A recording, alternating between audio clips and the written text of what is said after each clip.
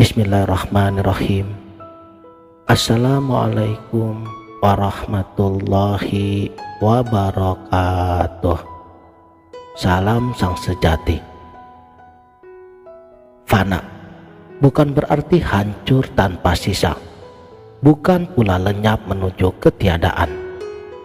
Fana adalah mengembalikan semua sifat kepada sang pemilik sifat, mengakui bahwa segala yang ada hanyalah miliknya. Dan Allah Subhanahu wa ta'ala berfirman, kullu syai'in halikun illa wajhah. Segala sesuatu akan binasa kecuali wajahnya.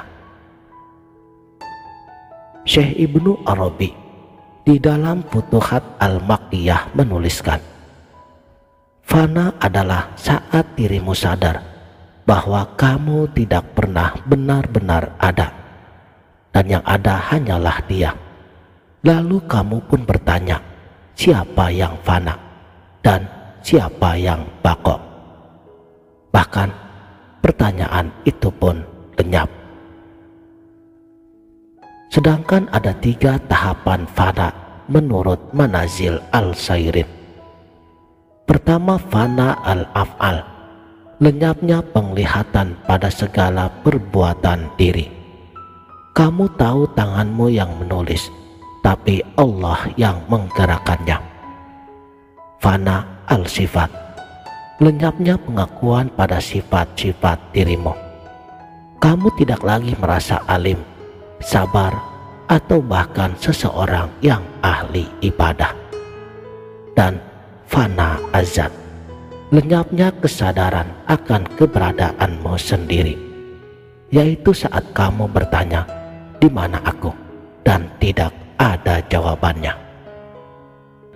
Syekh Abu Yazid Al-Bustami pernah berkata, aku mencari Tuhanku di segala penjuru, hingga ia berfirman, wahai Abu Yazid, carilah aku di dalam dirimu, sebab aku telah ada di sana sejak awalnya. Saat itulah aku fana.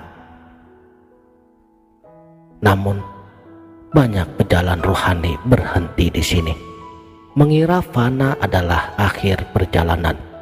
Padahal fana hanyalah gerbang menuju tahap yang lebih tinggi. Dan sekarang kita sampai pada hakikatnya baqo bir Muhammad, diri yang hidup di dalam hakikat Nabi. Baqo bukan sekedar tetap ada. Baqo adalah hidup dengan kehidupan ilahi, tetap berada dalam wujud namun bernafas dengan nafas Muhammad.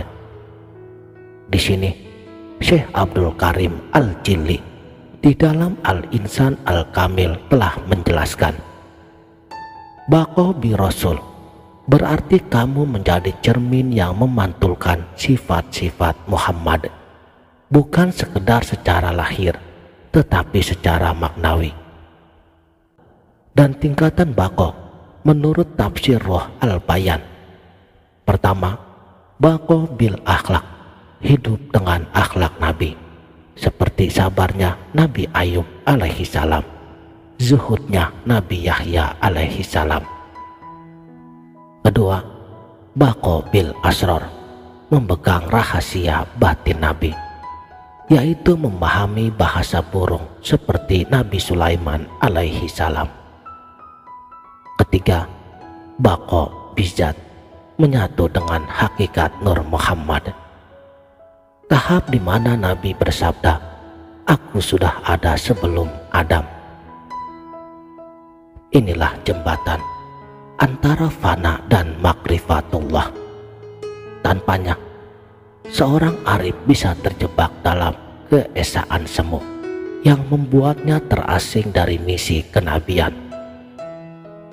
Dan Syekh Ahmad At-Tijani menuturkan, aku melihat Rasulullah Shallallahu Alaihi Wasallam dalam keadaan terjaga, dan beliau berkata, kamu tidak akan sampai kepada Allah kecuali melalui aku. Saudaraku sang sejati, dari fana ke dalam bako. Syariat fana, ibadah lahir ditujukan semata-mata untuk Allah.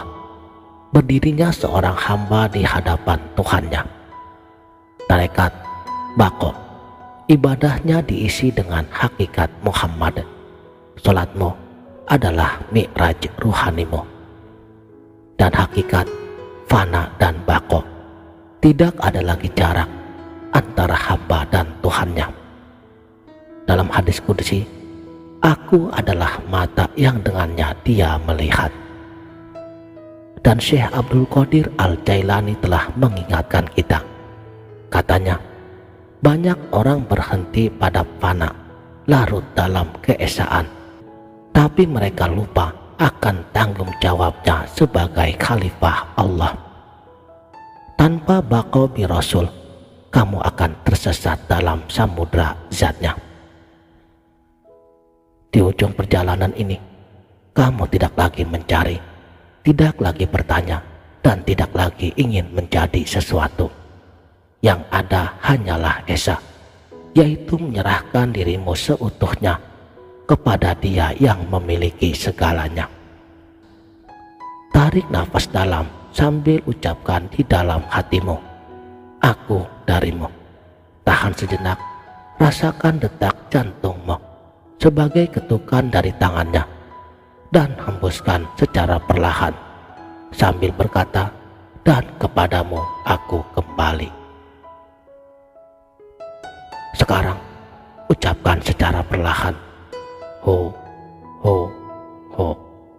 Biarkan suara itu menggema di dalam dadamu, seperti ombak yang kembali lagi ke lautan. Dengan ho, lepaskan satu lapis keakuanmu, hingga kamu hanya tersisa sebagai cermin, dan yang terlihat di sana hanyalah wajahnya. Menurut Kasyaf Al-Mahjub, tanda-tanda seseorang tengah berada di dalam keadaan fana. Ia tidak lagi terpengaruh oleh pujian ataupun celaan, melihat segala sesuatu sebagai kehendak Allah. Sedangkan tanda-tanda baqo, akhlaknya menyerupai Nabi tanpa berpura-pura, memancarkan keteduhan walau fisiknya biasa-biasa saja. Dan Syekh Abu Hasan Asy-Syadzili mengingatkan, jika kamu merasa sudah fana, berarti kamu belum fana. Jika kamu mengaku sudah baqo, berarti kamu juga jauh dari baqo. Makanya mulailah dengan zikir harian la ilaha illallah minimal 100 kali, sholawat di sepertiga malam. Dan Syekh Ibnu Arabi telah mengingatkan, lautan fana tak bertepi, tapi kapal baqo akan membawamu pulang. Jika kamu berani melepaskan segala yang kamu kira adalah dirimu, hingga yang tersisa hanyalah Dia, maka Dialah yang akan memanggil dirimu dengan nama yang tak bisa kamu sangkal. Lalu, akankah kamu menjawab panggilan itu? Ataukah kamu hanya berdiri di tepiannya mengagumi ombak, tapi tak pernah menyelam? Demikianlah, mudah-mudahan video ini bermanfaat dunia dan akhirat. Wabillahi taufik wal hidayah. Wassalamualaikum warahmatullahi wabarakatuh.